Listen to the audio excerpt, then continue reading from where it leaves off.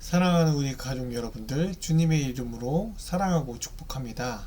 오늘의 말씀을 오늘 나누겠습니다. 먼저 기도하시겠습니다. 사랑과 은혜가 충만하신 하나님 아버지 감사드립니다.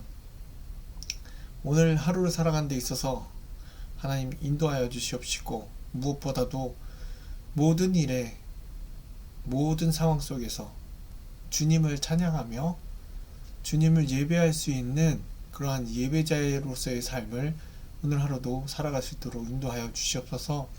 주님, 어려운 가운데 육체적으로, 마음적으로, 심적으로 힘든 하나님의 자녀들에게도 함께 하시고, 그들이 당하는 모든 고통 가운데 하나님 예배자로서 그들이 찬양할 수 있도록 그들에게 더욱더 큰 힘과 능력으로 인도하여 주시옵소서. 감사드리며 예수님의 이름으로 기도드리옵나이다. 아멘. 오늘 함께 나누실 말씀은요, 시편 89편 1절의 말씀입니다. 시편 89편 1절의 말씀, 제가 읽겠습니다. 내가 여호와의 인자하심을 영원히 노래하며 주의 성실하심을 내 입으로 대대에 알게 하리이다. 오늘 시편 기자는요, 이렇게 처음에 하나님을 찬양하는 하나님의 신실하심과 진실하심, 하나님의 그 놀라우신 영광을 찬양하며 나아갑니다. 이스라엘에게 어떠한 하나님이셨고 어떠한 이름으로 그들에게 임하셨는지, 어떠한 모습으로 이와 같이 시편 기자는 찬양하고 있는데요. 사실은요, 이 89편의 내용은요, 다윗의 가문이 현재 처해 있는 그 참상에 대해서 매우 우울한 불평을 하고 있는 시입니다. 비록 처음에는 여호와를 찬양하고 여호와의 신실하심과 여호와의 그 성실하심, 그 영광을 찬양하며 나아가지만, 이 안에는요, 다윗의 집이 하나님께 대한 이해관계를 상실했던 그 모습, 그로 인해서 어떤 처참한 모습으로 무너졌는지, 그에 대해서 얘기하고 있습니다. 이야기하고 있습니다.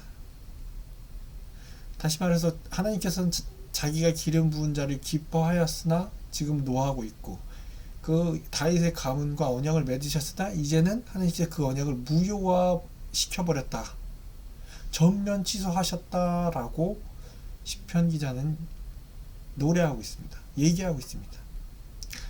그러면서 하나님의 자비를 바라면서 하나님에 대해서 이렇게 탄원하는 4가지 내용을 가지고 나아갔는데요.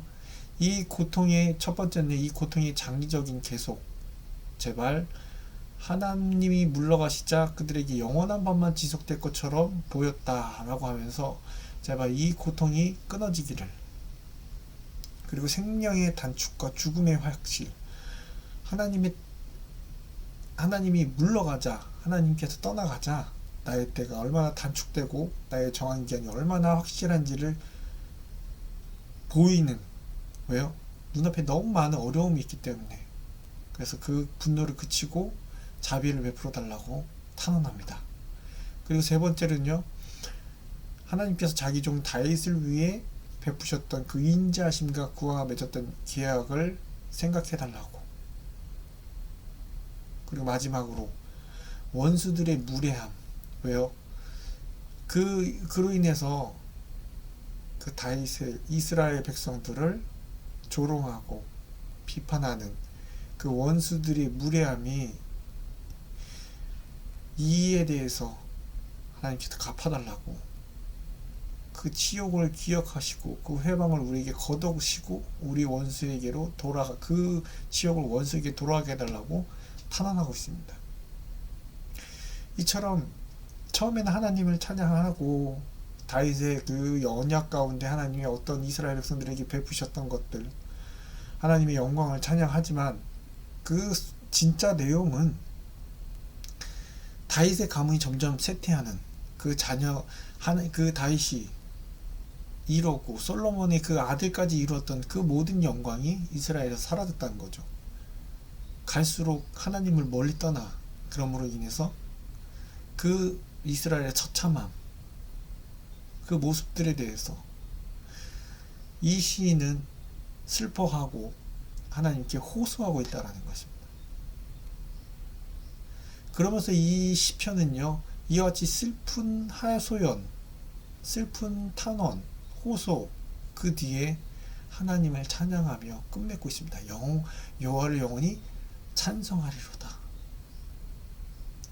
이처럼 원수의 그 비난에 직면한 그 모습들, 하나님을 회방하면 할수록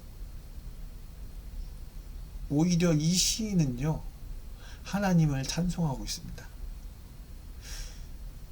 오히려 이 모습 속에서 하나님의 섭리에 대한 그 모든 것을 믿고 있으면서 그에 대한 약속들에 의아심을 품었지만 결국엔 이스라엘의 그 백성들을 꾸짖으면서 자기 자신의 불평을 바로 고쳐가는 이 시인, 하나님께 원망하고 불평하지만 결국 하나님에 대한 찬양으로 이 모든 것을 침묵해 버린다는 사실입니다. 그러므로 이 시인이 했던 것처럼 좌우지간에 하나님은 선하시고 인자하시다는 거죠. 처음에 찬성했던, 때로는 우리 삶 가운데 어려움과 이해할 수 없는, 이것이 나의 잘못으로 인해서 물론 온 것도 있지만 결코 하나님은 호떡한 분이 아니시라는 것을 생각해야 된다는 것입니다. 하나님은 진실하십니다. 그러면 우리는 그를 불신해서는 안 된다는 거죠. 이 시인이 말하고자 했던 것들, 비록 다윗 가문의 영광은 얼룩지고 훼손돼서 망했습니다. 피폐했습니다. 점점점 하나님이 떠난 것 같았습니다.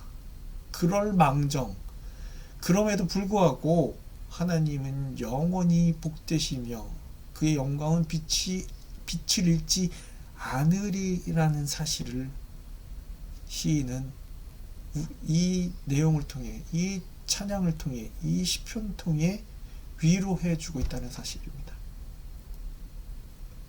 만약 우리가 하나님의 약속은 확실하여 변치 않다는 위로를 얻는다면요, 우리는 그에 대한 찬양의 입술로 하나님께 돌리지 않을 수 없다라는 겁니다.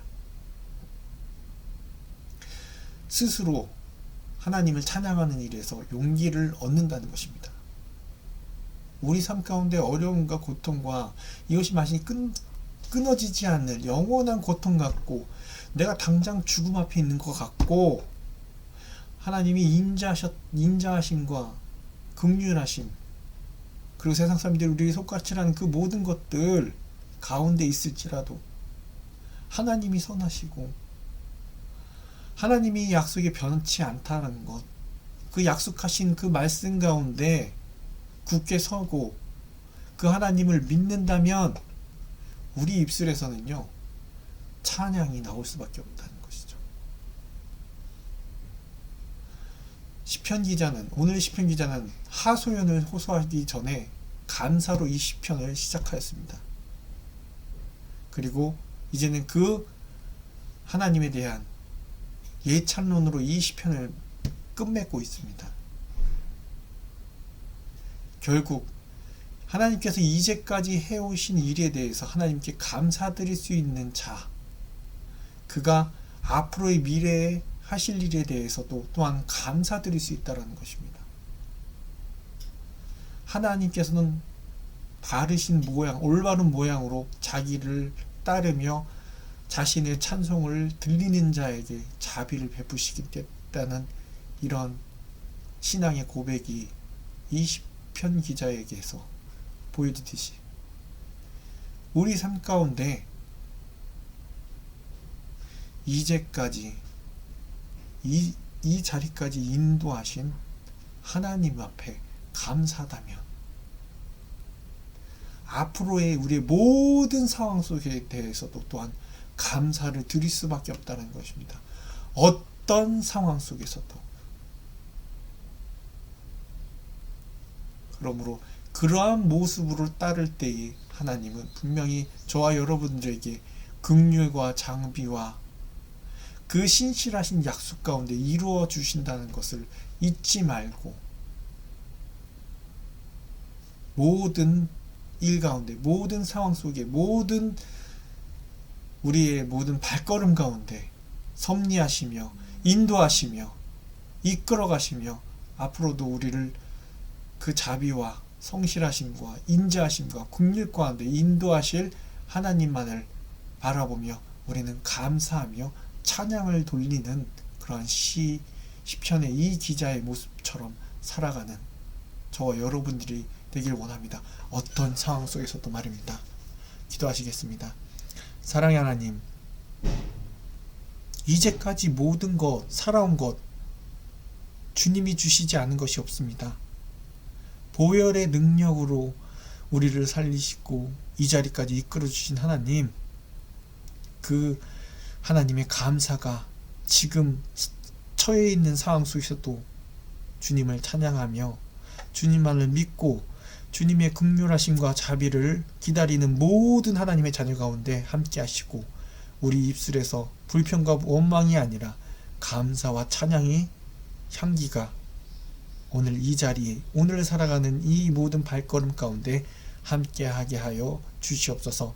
감사드리며 예수님의 이름으로 기도드리옵나이다. 아멘.